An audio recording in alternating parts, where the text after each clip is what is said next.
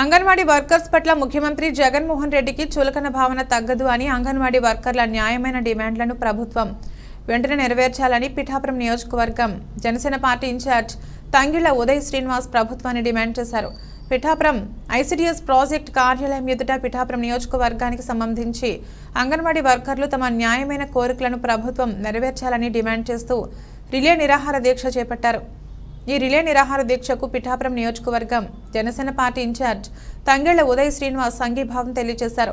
ఈ సందర్భంగా తంగిళ్ల ఉదయ్ శ్రీనివాస్ మీడియాతో మాట్లాడుతూ రాష్ట్ర ప్రభుత్వంపై తీవ్ర స్థాయిలో మండిపడ్డారు. ఈరోజు జనసేన పాల్గొని వాళ్ళకి మద్దతు తెలపడం జరిగింది.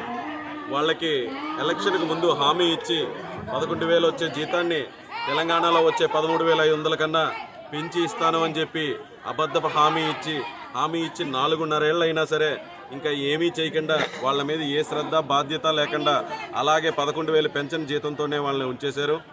అలాగే ఈ మినీ సెంటర్స్ని మెయిన్ సెంటర్స్గా మార్చకుండా పాపం ఆ ఇద్దరితోనే వాళ్ళని హింస పెడుతున్నారు. రిటైర్మెంట్ అయిపోయిన తర్వాత వాళ్ళకి ఇవ్వాల్సిన ఏ బెనిఫిట్స్ ఇవ్వటం లేదు. వీళ్ళని ఏదైనా గవర్నమెంట్ పథకం వాళ్ళకి వర్తించాలి అంటే వాళ్ళు గవర్నమెంట్ ఎంప్లాయీ అని చెప్పేసి వాళ్ళకి ఆ పథకాలు ఏమీ లేకుండా కూడా చేశారు.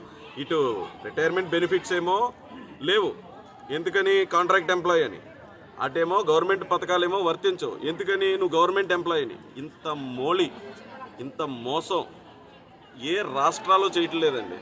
ఇది వీళ్ళు ఏం చేస్తారో, మనల్ని ఏం చేస్తారో అనుకుంటున్నారేమో. వచ్చే ఎన్నికల్లో మీరందరూ వాళ్ళు ఎలా స్పందించారో తెలుసు కదా, వాళ్ళు ఎంత ఐక్యతతో ఉన్నారో తెలుసు కదా. జనసేన టీడీపీ సైడ్ వాళ్ళు చూస్తారో అప్పుడు తెలుస్తుంది మీకు. ఇంతమంది మహిళలు పక్కన కూర్చున్నారేమో అనుకుంటున్నారేమో, వాళ్ళ పవర్ ఏంటో వచ్చే ఎన్నికల్లో చూపించబోతున్నారు. అలాగే వాళ్ళకి కావాల్సిన వాళ్ళు అడిగిన డిమాండ్స్ అన్నీ కూడా ప్రభుత్వంలోకి రాగానే, జనసేన టీడీపీ ప్రభుత్వం రాగానే దాన్ని అమలు చేస్తారని చెప్తున్నాను. సెలవు తీసుకుంటాను. ధన్యవాదాలు.